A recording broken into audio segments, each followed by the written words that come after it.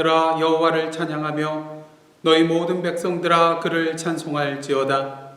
우리에게 향하신 여호와의 인자심이 크시고 여호와의 진실하심이 영원함이로다. 할렐루야. 하나님은 영이시니 예배하는 자가 영과 진리로 예배할지니라. 아멘.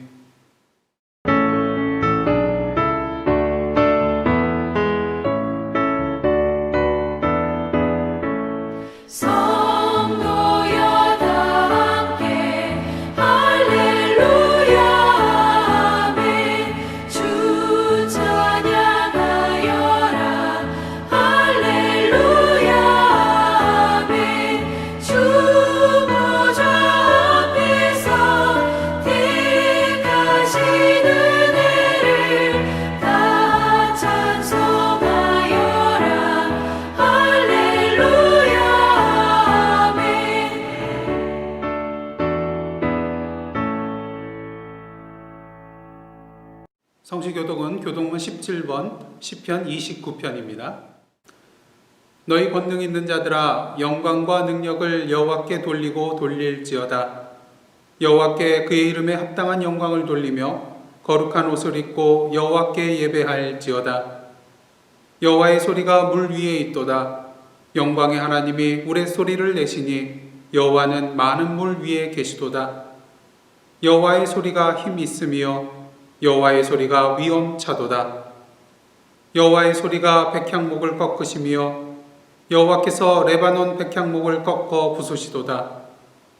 그 나무를 송아지같이 뛰게 하시며 레바논과 시련으로 들송아지같이 뛰게 하시도다. 여호와의 소리가 화염을 가르시도다.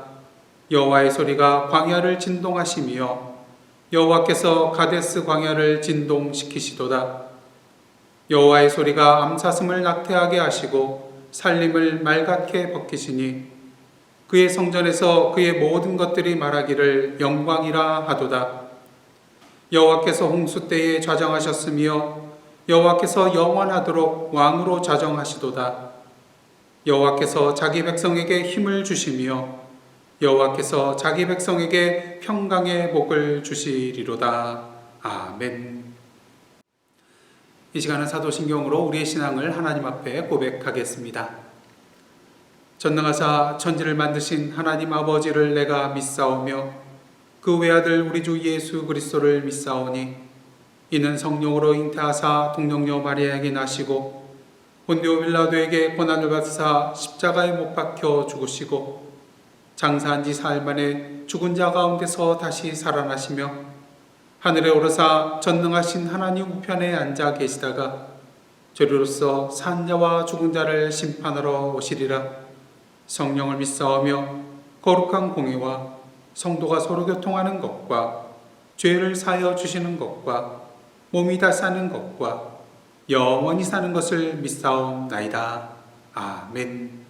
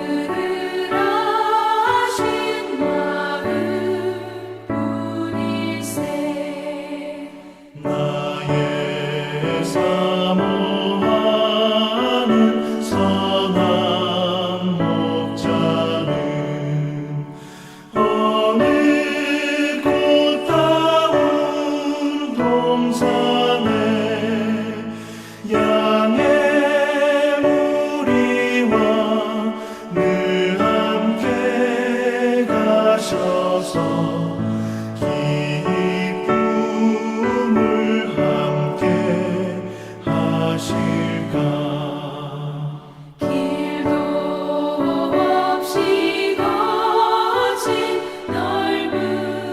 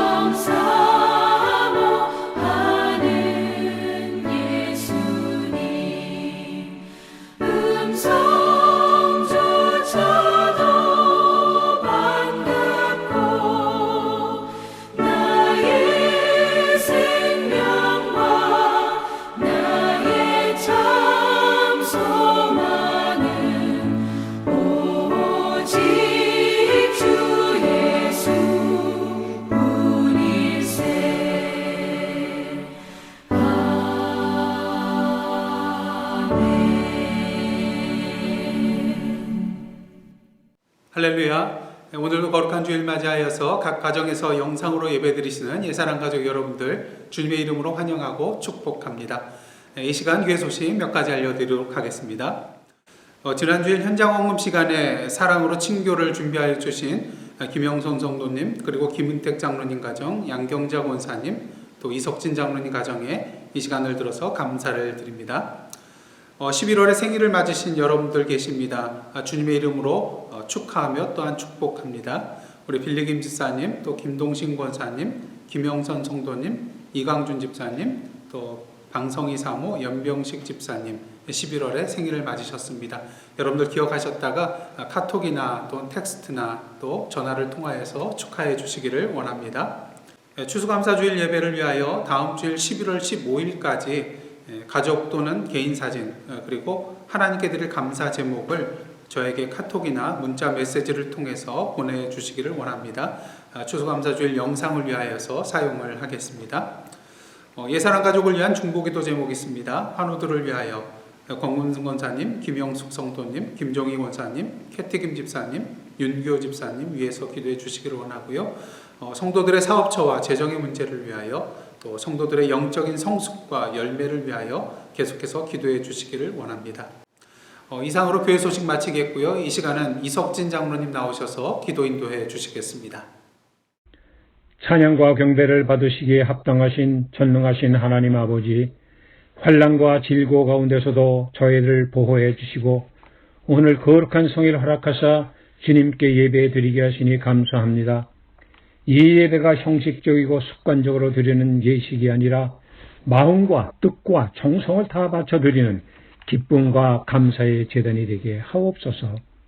저희를 입술로는 주여 주여 하며 전능하신 주님을 믿는다고 하면서도 속으로는 하나님을 신뢰하지 못하고 불안과 초조함 가운데 살아가고 있는 어리석음을 회개합니다. 주여 받아 주시옵시고 이제 주의 자녀로 확신을 가지고 기쁨으로 하나님을 찬양하며 거룩한 성도의 삶을 살게 하옵소서. 우리의 시민권은 하늘에 있다고 하셨사오매 세상 것 땅의 일만 쫓다가 멸망의 길을 가는 우둔한 자 되지 않게 하시고 천국 백성으로 예수 그리스도의 향기를 바라며 주님 가신 길 십자가의 길을 따라가는 제자의 삶 살게 하옵소서. 날씨는 추워오는데 코로나 역병은 가시지 않고 많은 생명을 앗아가고 있습니다. 하나님 아버지, 이 역병을 다스려 주옵소서. 소멸시켜 주옵소서. 연구진들에게 믿음과 지혜를 주사 치료제와 백신이 개발되고 질병이 치유될 수 있도록 은혜 내려 주옵소서. 이 환난 중에서도 열방에 나가 목숨 바쳐 복음을 증거하고 있는 선교사들과 가족과 사역을 성령께서 불담이 되어 지켜주시고 그 지경을 넓히사 죽음의 땅이 생명의 땅으로, 흑암의 땅이 밝은 기쁨의 땅으로 변화되게 하옵소서. 멕시코 오아카 베델교회와 후아레스 칼리지를 축복하시고 15개 종족마을의 개척교회가 부흥성장하여 미 전도 종족들이 복음화될 수 있도록 은총 베풀어 주옵소서. 이번 미국 대통령 선거가 올바르고 평화롭게 마무리되어 큰 혼란 없이 잘 처리될 수 있도록 주님 역사하여 주옵소서. 예사랑 권속들의 가정과 자녀와 직장과 산업을 축복해 주시고 주님 나라를 위해 쓰임받게 하옵소서. 병환 중에 있는 성도님들, 공건승 권사님, 김용숙 성도님, 김종희 집사님, 캐티김 집사님, 윤기호 집사님, 만병의 대의사 되시는 주님께서 고쳐주시고 강건하여 하나님께 영광 돌리는 삶 살게 하옵소서. 하영택 목사님 말씀 증거하시겠사오니 성령 충만, 말씀 충만, 은혜 충만함을 허락하시고 말씀을 통해 주님의 크신 뜻을 깨닫고 변화된 삶 살게 하옵소서. 빌리김 집사님, 캐티김 집사님의 찬송을 주님 받아 주옵소서. 존귀하신 예수 그리스도의 이름으로 기도드립니다. 아멘.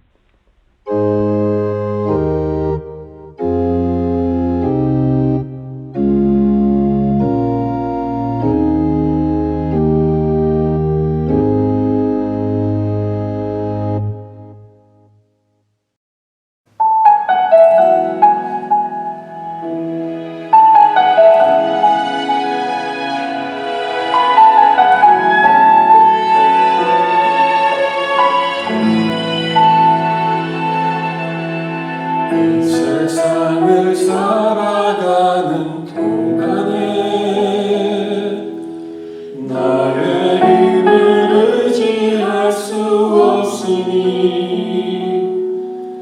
기도하고 낙심하지 말 것은 주께서 참 소망이 되심이라. 하나님의 꿈이 나의 비전이 되고 예수님의 성품이 나의 인격이 되고 성령님의 권능이 나의 능력이 되길 원하고 바라고 기도합니다.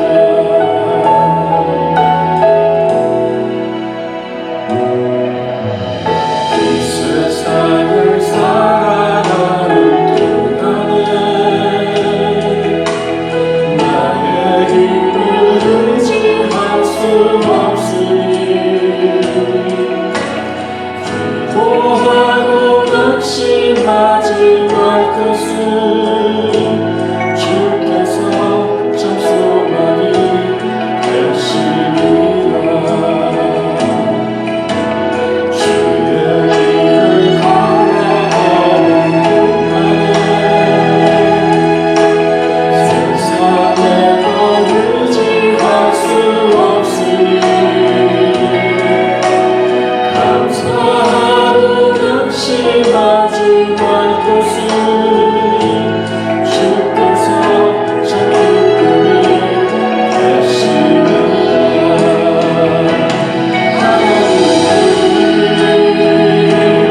나의 비전이 되고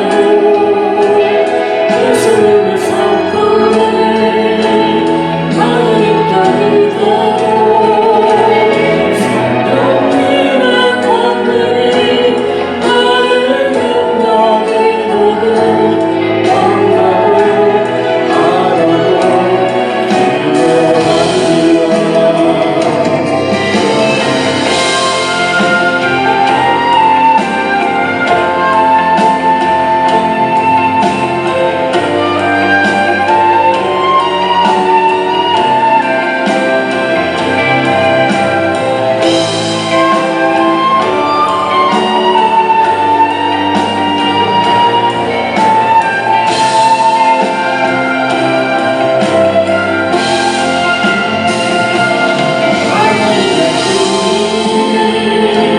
성령님의 권능이 나의 능력이 되길 원하고 바라고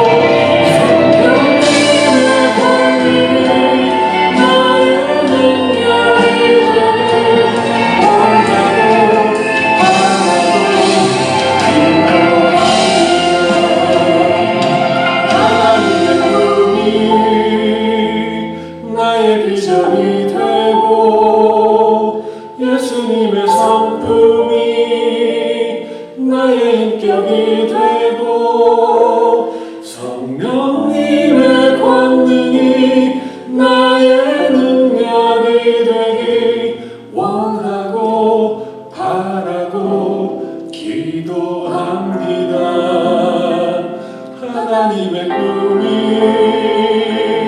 나의 비전이 되고 예수님의 성품이 나의 인격이 되고 성령님의 권능이 나의 능력이 되길 원하고 바라고 기도합니다. 원하고 바라고 기도합니다.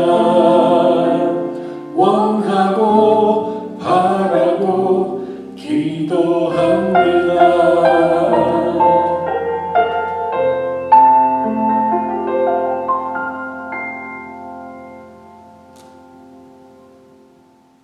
아멘. 빌리김 집사님과 캐티김 집사님의 은혜로운 찬양이었습니다. 다 함께 기도하시겠습니다. 하나님, 오늘도 사도 바울의 빌립보서의 그런 내용을 통하여 함께 은혜 받기를 원합니다. 성령으로 이 시간 인쳐 주시어서 주님의 말씀을 주님의 말씀으로 온전히 받는 은혜의 시간 되게 하여 주옵소서. 예수님의 이름으로 기도드리옵나이다. 아멘. 네, 오늘 이 시간 저희들에게 주신 하나님의 말씀은 빌립보서 3장 17절로부터 21절까지의 말씀입니다. 저와 여러분이 한 절씩 교독한 후에 마지막 절은 함께 합독하시겠습니다. 형제들아, 너희는 함께 나를 본받으라. 그리고 너희가 우리를 본받은 것처럼 그와 같이 행하는 자들을 눈여겨보라. 내가 여러 번 너희에게 말하였거니와 이제도 눈물을 흘리며 말하노니 여러 사람들이 그리스도의 십자가의 원수로 행하느니라. 그들의 마침은 멸망이요 그들의 신은 배요 그 영광은 그들의 부끄러움에 있고 땅의 일을 생각하는 자라. 그러나 우리의 시민권은 하늘에 있는지라. 거기로부터 구원하는 자 곧 주 예수 그리스도를 기다리노니 그는 만물을 자기에게 복종하게 하실 수 있는 자의 역사로 우리의 낮은 몸을 자기 영광의 몸의 형체와 같이 변하게 하시리라. 아멘. 이는 하나님의 말씀입니다. 지금 사도 바울은 로마 감옥에서 빌립보 성도들을 향하여 편지를 쓰고 있습니다. 이제 재판을 받게 되어서 그 결과에 따라 풀려날 수도 있고 또 순교를 당할 수 있는 그러한 상황입니다. 다시 말해서 지금 쓰고 있는 편지가 사도 바울이 빌립보 성도들을 향하여 쓰는 마지막 편지가 될 수도 있다는 것이죠. 만약 여러분이 바울이라면 어떠한 마음으로 이 편지를 쓰시겠습니까? 어떻게 하면 빌립보 성도들에게 신앙에 도움이 될 수 있을까 하는 그런 간절한 마음을 가지고 한 글자 한 글자 적어 내려가게 될 것입니다. 사실 바울이 빌립보 성도들에게 얼마나 하고 싶은 말들이 많겠습니까? 복음에 대하여, 또 진리의 말씀에 대하여, 또 신학적이고 교리적인 그런 내용에 대하여, 또 교회를 어지럽히고 혼란에 빠뜨리는 자들에 대하여, 빌립보 교회 내의 분열과 분쟁에 관하여 아마 밤을 새더라도 편지지가 모자랄 정도의 그런 내용이 될 것입니다. 하지만 바울은 이 모든 내용에 대하여 하나하나 세세하게 기록하기보다는 오늘 본문을 통하여 이 모든 내용을 한마디로 압축하여 말하고 있습니다. 다 같이 17절 말씀 함께 보시겠습니다. 형제들아, 너희는 함께 나를 본받으라. 그리고 너희가 우리를 본받은 것처럼 그와 같이 행하는 자들을 눈여겨보라. 너희는 나를 본받으라. 결국 사도 바울이 말하고 싶은 모든 내용이 이것이라는 것입니다. 나를 본받으라. 그 이유는 무엇일까요? 만약 길 잃어버린 사람에게 길을 가르쳐줘야 된다면 가장 확실한 방법이 무엇일까요? 그 길을 말로 설명하는 것이요? 아니면 약도를 그려주는 것이요? 근데 이거보다도 더 확실한 방법이 있는데 그것은 바로 나를 따라오십시오 말하는 것입니다. 전에 놀스웨스트 병원에 간 적이 있었는데요. 병원이 크다 보니까 어디로 가야 될지, 그 목적지에 어떻게 가야 될지 잘 모르겠더라고요. 그래서 안내 데스크에 가서 물어보게 되었습니다. 그러자 그곳에 있던 도우미가 직접 저를 그곳에 갈 수 있는 엘리베이터까지 안내를 해주는 것이었습니다. 그도 그럴 것이 따라가다 보니까 말로만 들어서는 찾아갈 수 없는 그런 복잡한 길이었거든요. 신병훈련소에 가면은 교관이 신병들을 훈련시킬 때 말로만 지시하는 것이 아니라 어떻게 하는지 시범을 보여줍니다. 100번 말로 설명하는 것보다는 한 번 시범으로 보여주는 것이 훨씬 낫기 때문인 것이죠. 그러게 예수님께서도 제자들을 향하여 말씀만 하시는 것이 아니라 자신의 삶을 통하여 어떻게 삶을 살아나가야 하는지 분명히 본을 보여주셨습니다. 항상 누가 높은지에 서로 다투던 이 제자들을 향하여 발을 씻겨주시면서 이러한 말씀을 하시죠. 요한복음 13장 14절 15절입니다. 내가 주와 또는 선생이 되어 너희 발을 씻었으니 너희도 서로 발을 씻어주는 것이 옳으니라. 내가 너희에게 행한 것 같이 너희도 행하게 하려 하여 본을 보였노라.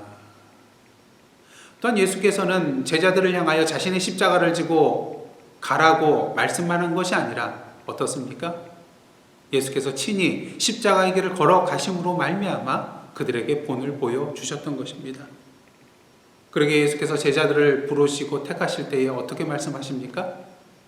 여러 가지 긴 말씀을 하시는 것이 아니라 단 한마디, 나를 따르라 말씀하셨던 것이죠. 마찬가지로 사도 바울은 빌립보 성도들을 향하여 나를 본받으라고 말을 합니다. 해줄 말이 너무나도 많이 있지만 결국 빌립보 성도들이 걸어가야 할 길은 바울이 지금까지 걸어왔고 지금도 걸어가고 있고 앞으로도 걸어가야 할 길, 그 길과 동일한 길이기 때문인 것이죠. 그렇다면 오늘 본문에서의 사도 바울의 나를 본받으라는 이 말은 빌립보 성도들에게 어떠한 의미가 있으며 또한 오늘 이 시간 저와 여러분에게 어떠한 의미가 있을까요? 첫째로 바울이 나를 본받으라고 하는 것은 본받지 말아야 할 대상이 있다는 것입니다. 아이들이 말을 처음 배울 때에 누가 가르쳐주지 않았음에도 불구하고 먼저 배우는 말들이 있는데요. 싫어, 안 해, 몰라, 미워, 이러한 부정적인 말들과 또 욕에 해당되는 말들이라고 합니다. 사실 부모로서 자녀에게 이러한 부정적인 말과 또 욕을 가르치고자 하는 부모가 어디 있겠습니까? 그럼에도 불구하고 이렇게 가르쳐주지도 않았음에도 불구하고 아이들은 스스로 이러한 부정적인 말을 빨리 습득하고 배우고 또 적용해 나간다고 합니다. 그 이유는 무엇일까요? 심리학 용어 중에 네거티비티 이펙트라는 그런 용어가 있습니다. 부정성 효과라는 그런 말인데요. 사람들이 긍정적인 것보다는 부정적인 것에 더 큰 영향을 받는다는 것입니다. 또한 일단 한번 영향을 받은 부정적인 것은 그 사람의 마음속 깊이 뿌리 내리게 된다는 것입니다. 예를 들어서 교도소란 어떤 곳입니까? 죄인을 격리 수용하여 교정, 교화하는 시설입니다. 그렇습니다. 죄인을 수용만 하는 것이 아니라 그 사람을 교정하고 또 교화시키는 것이 바로 교도소라는 것이죠. 하지만 문제는 무엇입니까? 교도소에 갔다가 마음을 바르게 고쳐 먹고 나오는 사람이 있는 반면에 어떻습니까? 이전보다 더 큰 범죄자로 나오는 사람이 있게 된다는 것입니다. 그 이유는 무엇일까요? 교도소 안에 있는 다른 죄수들로부터 나쁜 영향을 받을 수 있기 때문인 것입니다. 사실 교도소 안에 여러 가지 그런 교화 프로그램이 있지만 그 내용보다는 다른 죄수들의 단 한 번 얘기해 준 범죄의 기술과 방법에 귀가 솔깃해지고 그 내용이 계속해서 그 마음속에서 떠나지 않게 되기 때문인 것이죠. 그런데 이런 부정성 효과가 빌립보 교회 안에도 일어나고 있었습니다. 오늘 본문 18절 말씀입니다. 내가 여러 번 너희에게 말하였거니와 이제도 눈물을 흘리며 말하노니 여러 사람들이 그리스도의 십자가의 원수로 행하느니라. 만약 여러분의 사랑하는 자녀들이 친구를 잘못 만나 잘못된 길로 나아가게 된다면 여러분들은 어떻게 하시겠습니까? 안타까운 마음을 가지고 사랑의 마음을 가지고 자녀에게 권면할 것입니다. 언제까지요? 한 번만 하는 것이 아니라 자녀가 그 길에서 돌이켜 바른 길로 돌아올 때까지 할 것입니다. 바울도 마찬가지였습니다. 당시 빌립보 교회 안에 그리스도의 십자가의 원수로 행하는 자들이 있었습니다. 문제는 그들로 말미암아 잘못된 신앙의 길로 빠져드는 성도들이 있었다는 것이죠. 그러게 바울은 한 번이 아니라 자녀를 사랑하는 부모의 심정을 가지고 계속해서 빌립보 성도들을 향하여 그들을 본받지 말라고 눈물로 호소를 하였던 것입니다. 그렇다면 그리스도의 십자가의 원수로 행하는 자들은 과연 어떤 사람이었을까요? 오늘 본문 19절 말씀입니다. 그들의 마침은 멸망이요 그들의 신은 배요 그 영광은 그들의 부끄러움에 있고 땅의 일을 생각하는 자라. 이들은 앞서 바울이 빌립보서 3장 2절과 3절에서 비판한 육체적 할례를 강조하는 유대적 율법주의자들과는 달리 세상적으로 탐욕과 욕망과 쾌락을 추구하고 또한 이러한 것들을 자랑스럽게 여기며 또 영광으로 여기는 도덕적으로 타락한 방종주의자들이라고 할 수가 있을 것입니다. 바울은 그들에 대해서 말합니다. 결국 그들의 마침은 멸망이라고요. 자, 그러면 말 다 한 것 아니겠습니까? 누가 멸망의 길을 따라가겠습니까? 근데 오늘 바울의 표현을 다시 한번 보시기를 원합니다. 그들의 마침은 멸망이라는 것입니다. 이는 역으로 무엇을 우리에게 보여주고 있습니까? 그들의 마지막은 멸망이지만 지금은 멸망처럼 보이지 않는다는 것입니다. 지금은 오히려 그리스도인의 길처럼 보인다는 것입니다. 지금은 그 길이 오히려 더 그럴듯하게 보인다는 것입니다. 그리고 그 길은 사도 바울이 말하는 길보다 더 좋아 보인다는 것입니다. 그러게 바울은 19절 말씀을 통하여 그들의 신은 배요, 그 영광은 그들의 부끄러움에 있다고 표현하고 있는 것입니다. 그들의 시선으로 보았을 때 자신들이 행하고 있는 그 모든 일들이 참된 만족과 기쁨을 가져다주고 그들에게 자랑과 영광이 되는 것으로 여겨지기 때문인 것입니다. 또한 그들의 눈이 보기에는 오히려 바울이 말하고 있는 그 길을 걸어가는 것이야말로 수치스럽고 또한 부끄러운 일이 된다고 생각하기 때문인 것이죠. 왜 그렇습니까? 본문 말씀처럼 그들은 땅의 일을 생각하기 때문인 것입니다. 이 땅의 세상적인 기준으로 생각해 본다면 바울이 복음을 위하여 고난과 핍박을 받는 것, 감옥에 갇히는 것, 에바브로디도처럼 죽을 병에 걸리는 것, 이것들은 모두 다 세상적으로 봤을 때 수치스러운 일이요, 부끄러운 일이 되기 때문인 것이죠. 하지만 우리 그리스도인들의 판단 기준은 무엇이 되어야 됩니까? 이 땅의 기준이 아니라 하나님의 기준이 되어야 된다는 것이죠. 우리의 세상적이고 인간적인 시각이 절대적인 기준이 아니라 주님의 시각이 절대적인 기준이 되어야 한다는 것입니다. 예수께서 말씀하십니다. 너희를 위하여 보물을 땅에 쌓아두지 말라. 거기는 좀과 동록이 해하며 도둑이 구멍을 뚫고 도둑질하느니라. 오직 너희를 위하여 보물을 하늘에 쌓아두라.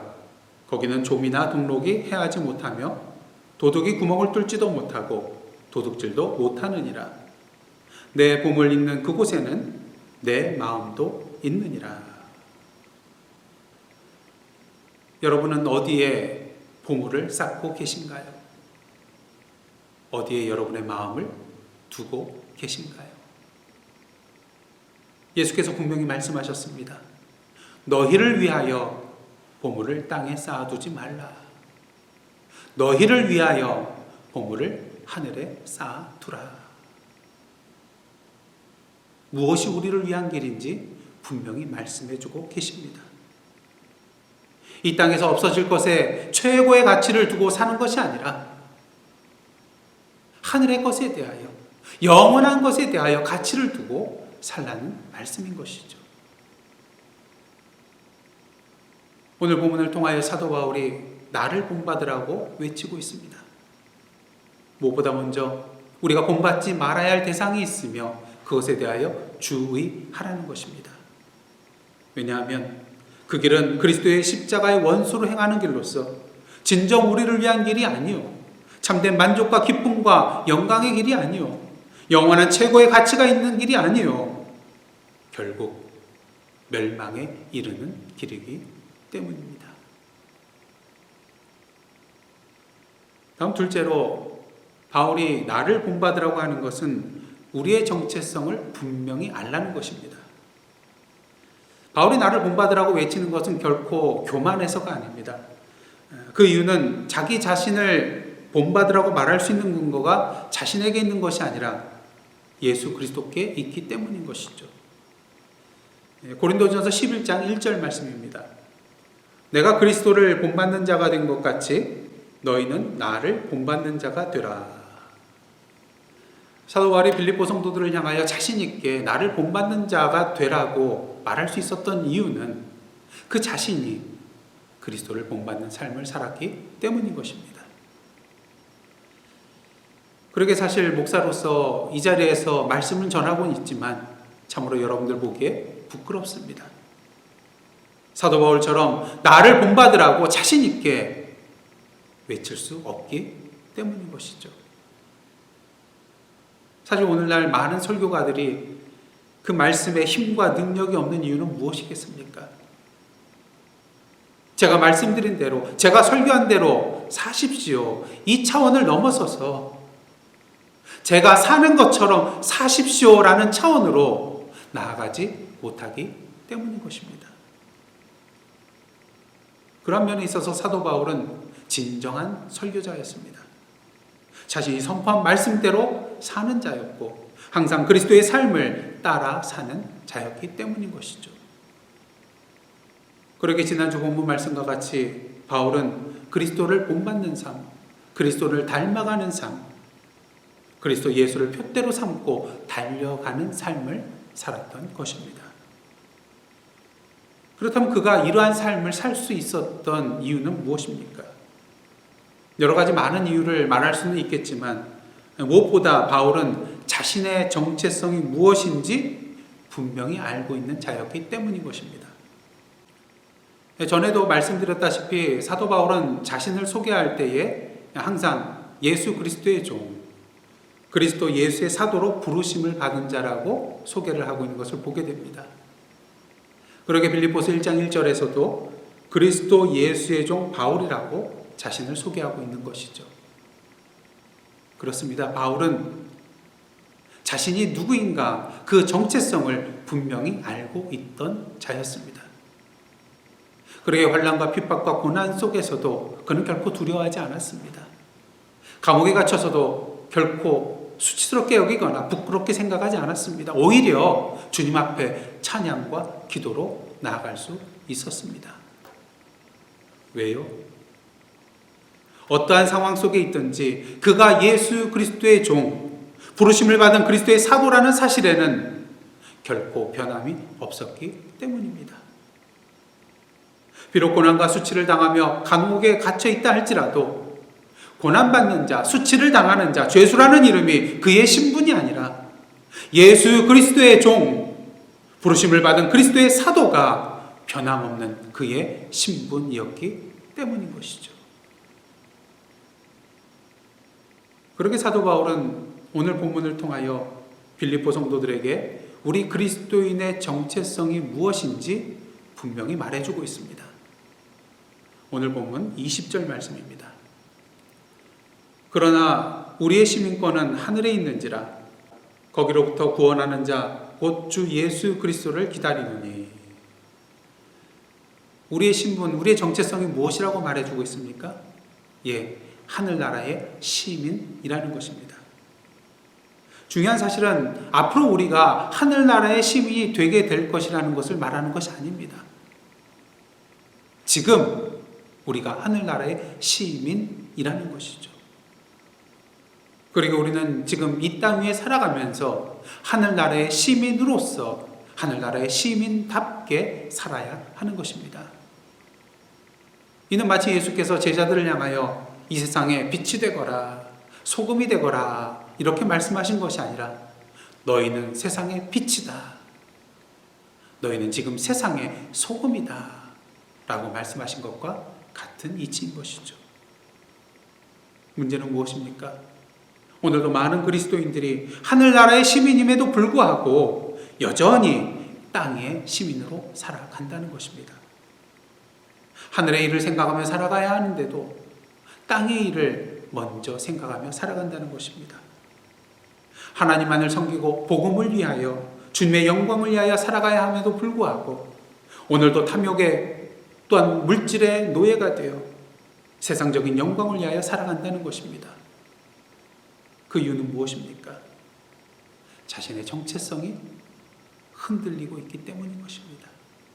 자신의 정체성을 잃어가고 있기 때문인 것입니다. 제임스 에그레이의 날고 싶지 않은 독수리라는 동화책이 있습니다. 그 내용은 이렇습니다. 한 남자가 숲속에서 어린 독수리를 발견하고 집으로 데려와서 오리와 닭들을 키우고 있는 우리 속에 집어넣어서 닭의 모이를 주면서 키우게 됩니다. 5년이 지나서 이 독수리의 날개를 펴면 한 3m 정도 될 정도로 몸짓이 커졌지만 날지 않는 닭이 되어 있었습니다.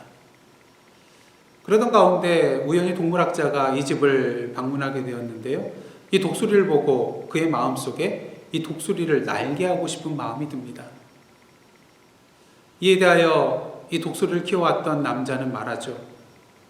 내가 이 독수리를 달기 되도록 가르쳤으니 결코 날지 않을 것입니다. 하지만 동물학자는 어쨌든 간 독수리이기 때문에 분명히 날 것입니다. 말을 하게 되죠. 그래서 이 두 사람은 내기를 하여서 시험을 하게 됩니다. 먼저 지붕 위에서 날려보려고 합니다. 하지만 독수리는 닭들이 있는 곳으로 뛰어내립니다. 닭들에게 주는 모이에 만족해왔던 이 독수리가 날기를 거부한 것이죠. 그러자 남자가 말합니다. 거보시오, 저놈은 닭입니다. 하지만 동물학자는 이에 포기하지 않고 독수리를 높은 산으로 데리고 올라가게 됩니다. 그리고 이렇게 말합니다. 너는 독수리야. 네가 있어야 할 곳은 저 높은 하늘이지 이 낮은 땅이 아니야. 그러니 너의 큰 날개를 펼쳐서 하늘 높이 날아보렴. 어떻게 됐을까요? 아무 일도 일어나지 않았습니다. 이에 동물학자는 독수리가 해를 똑바로 쳐다볼 수 있도록 고개를 돌려주었습니다. 그러자 문득 이 독수리가 자신의 큰 날개를 펼치더니 독수리답게 날카로운 울음소리를 내면서 하늘로 높이 높이 솟구쳐 날아오르게 되었습니다. 해피엔딩인 것이죠. 이 이야기를 쓴 제임스 에그레이는 아프리카 가나 사람입니다. 그는 백인들의 지배를 받던 시대에 살았었는데요. 그래서 그는 백인들에 의하여 닭이라고 낙인 찍혀서 자신의 날개를 펼쳐 보이지도 못하고 자신을 닭이라고 생각하며 살아가고 있는 이 아프리카 사람들 보기에 너무나도 안타까웠습니다. 그래서 그는 이런 아프리카 사람들에게 진정 자신이 누구인지 그 정체성을 일깨워주고 그들로 하여금 자신의 날개를 활짝 펴서 날아오를 수 있도록 하기 위하여 이 이야기를 지어낸 것입니다. 사랑하는 성도 여러분, 저와 여러분의 정체성은 무엇입니까? 땅의 일을 생각하는 닭인가요? 아니면 하늘의 일을 생각하는 독수리인가요?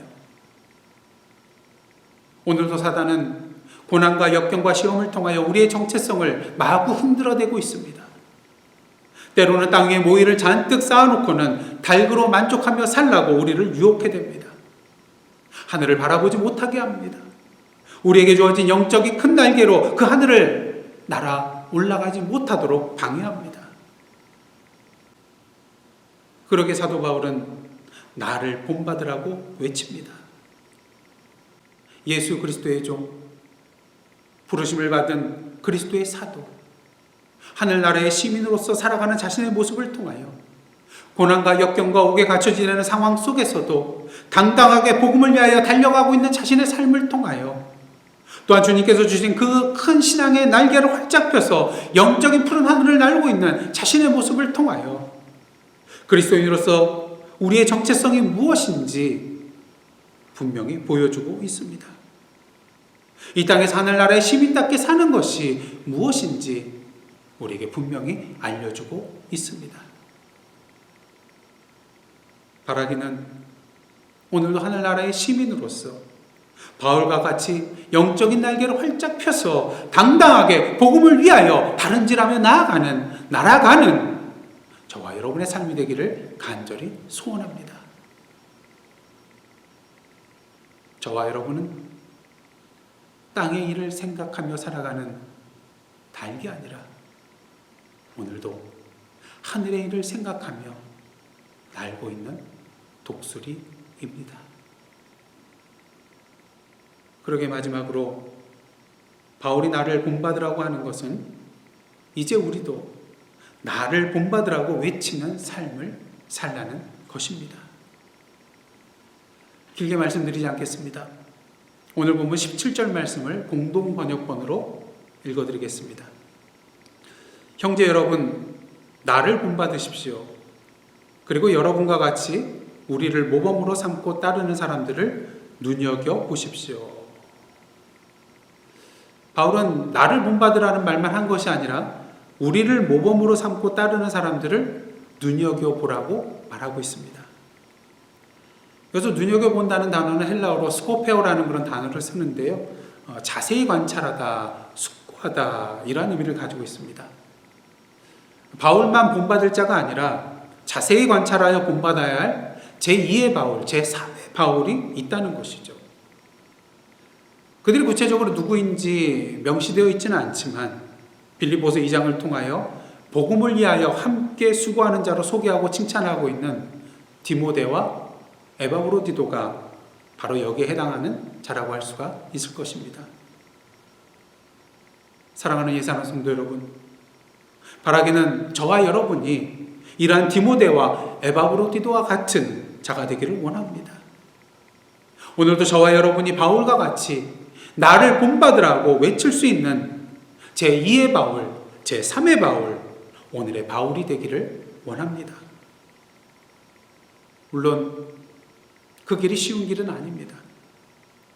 바울과 같이 주님을 본받아 따라 살아가는 그 길은 자기를 부인하고 자기 십자가를 지고 따라가야 하는 길이기 때문인 것입니다. 하지만 분명히 기억하시길 바랍니다. 오늘 본문 20절, 21절입니다. 그러나 우리의 시민권은 하늘에 있는지라 거기로부터 구원하는 자 곧 주 예수 그리스도를 기다리노니 그는 만물을 자기에게 복종하게 하실 수 있는 자의 역사로 우리의 낮은 몸을 자기 영광의 몸의 형체와 같이 변하게 하시리라. 그렇습니다. 우리 그리스도인의 삶은 우리의 구원자 되시는 예수 그리스도를 기다리는 삶인 것입니다. 지금은 비록 고난과 역경과 환난 가운데 둘러싸여 있다 할지라도, 병들어 누워있다 할지라도, 코로나로 인하여 두려움과 공포 가운데 있다 할지라도, 감옥에 갇혀 지낸다 할지라도, 심지어는 죽음의 길을 걸어간다 할지라도 우리에게는 분명히 한 가지 확실한 기대가 있습니다. 이미 이 땅에 오셨던 주님께서, 오늘도 성령으로 우리와 함께 동행하여 주시는 그 주님께서 이 세상의 마지막 그날에 다시 오셔서 결국 그 모든 것들을 역전시켜 주시고 회복시켜 주시고 소성시켜 주시고 우리의 연약한 몸을 주님의 영광의 몸의 형체로 변화시켜 주실 것이라는 기대 말입니다. 오늘도 그날을 믿음으로 바라보며 그리스도를 본받아 사도 바울을 본받아 이제 나를 본받으라고 자신 있게 외치며 나아가는 저와 여러분의 거룩한 삶 되기를 주님의 이름으로 축원합니다. 함께 기도하시겠습니다. 하나님, 사도 바울과 같이 우리가 누구인지를 분명히 알고 오늘도 그리스도의 십자가의 원수로서 땅의 일을 생각하는 달구로 살아가는 것이 아니라 하늘나라의 시민으로서 영적인 날개를 활짝 펴서 하늘을 나는 독수리의 삶을 통하여 그리스도를 본받은 나를 본받으라고 외치는 제2의 바울, 제3의 바울, 오늘의 바울로 살아가는 저희들의 삶 되게 하여 주옵소서. 예수님의 이름으로 기도드리옵나이다. 아멘.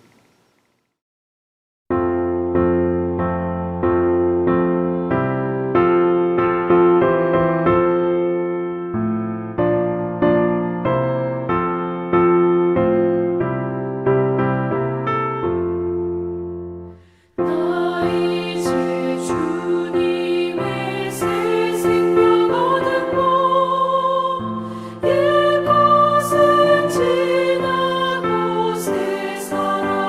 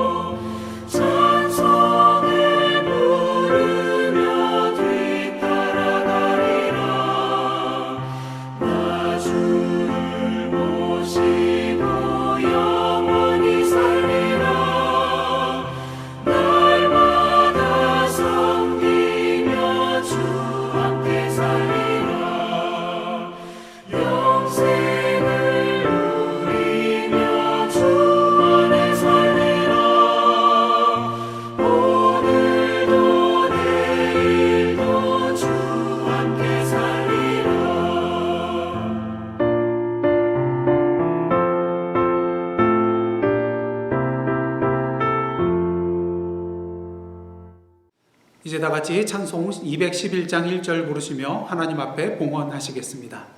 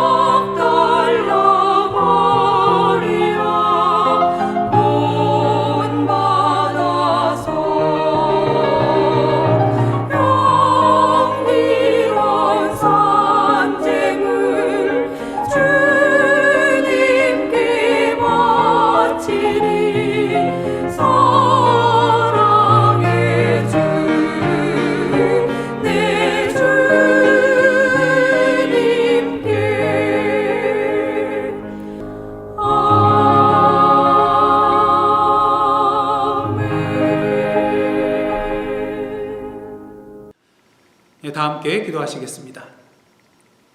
하나님, 지난 한 주간도 저희들을 사랑으로 품어주시고 오늘도 거룩한 주일을 맞이하여 주님 앞에 나와 예배드리게 하여 주심에 감사드립니다. 그러게 이 시간 주님의 은혜에 감사한 마음으로 저에게 허락하신 물질의 일부와 저희들의 삶을 주님 앞에 올려드리오니 기뻐 흠양하여 주옵소서. 이 물질이 사용되는 곳마다 저희들의 손길과 발걸음이 닿는 곳마다 주님의 사랑과 평화와 생명의 역사가 일어나며 주님의 영광이 드러나게 하옵소서. 하나님 보시기에 아름다웠던 이 세상이 오늘도 그 빛을 잃고 어둠으로 물들어가고 있습니다. 우리의 탐욕과 미움과 시기와 질투로 말미암아 이 땅이 병들어가고 있습니다. 주여, 저희들의 죄를 고백하오니 용서하여 주시고 이 땅의 모든 교회와 성도들을 불러주시고 세워주시고 능력 주셔서 주님의 사랑과 평화와 회복의 역사를 위하여 사용하여 주옵소서. 지난주 미국 대통령 선거가 있었습니다. 바라기는 남아있는 모든 절차가 평화롭게 마무리될 수 있도록 인도하여 주시고 이제는 더 이상 정치적으로 서로 반목하고 시기하고 질투하고 싸우기보다는 서로 이해하고 화합하고 평화를 이루어 나아가는 이 미국 땅 되게 하여 주옵소서. 또한 새롭게 선출된 대통령이 이 세상의 통치자이신 하나님을 경외함을 통하여 주님 주시는 지혜로 이 나라를 다스리게 하시고 무엇보다 세계의 평화와 화합과 생명을 위하여 귀하게 쓰임받는 주님의 종이 될 수 있도록 인도하여 주옵소서. 이 시간 하나님의 선교를 위하여 기도합니다. 세계 각처에 흩어져 계시는 선교사님들과 선교의 현장, 그리고 멕시코와 녹시틀란의 베델교회와 15개의 종종마을교회와 그리고 사무엘 목사님을 비롯한 각 교회의 사역자들, 그리고 성도들에게 함께하여 주시사 주님의 진리와 사랑과 생명의 열매들이 풍성하게 맺혀지게 하옵소서. 또한 저희들이 후원하는 7명의 입양 아이들을 주님께서 친히 양육하여 주시사 주님께 귀히 쓰임받는 각 나라의 일꾼으로 자라날 수 있도록 인도하여 주옵소서. 이제 새로운 한 주간 살아가게 됩니다. 주님 다시 오실 날을 믿음으로 기다리며 기대하며 감사와 기쁨으로 살아가는 저희들의 복된 삶 되게 하여 주옵소서. 예수님의 이름으로 기도드리옵나이다. 아멘. 이제 다 함께 파송의 말씀으로 나아가시겠습니다. 사랑하는 성도 여러분, 하나님께서 여러분을 주님의 몸된 지체로 부르고 계십니다. 주여, 우리의 삶을 주님이 기뻐하시는 거룩한 산 제사로 드리겠나이다. 아멘. 이제는 우리 구주 예수 그리스도의 은혜와 하나님 아버지의 크신 사랑과 성령님의 감동과 교제케 하시는 역사가 오늘도 하늘나라의 시민으로서 제2의 바울, 제3의 바울이 되어 이 세상을 향하여 그리스도를 본받은 나를 본받으라고 외치며 살기로 다짐하며 나아가는 하나님의 백성들 머리 위에와 그 삶의 터전 위에 나라와 민족과 이 미국 땅과 선교지와 온 세계 위에 이제로부터 영원토록 함께 계시옵기를 간절히 축원하옵나이다. 아멘.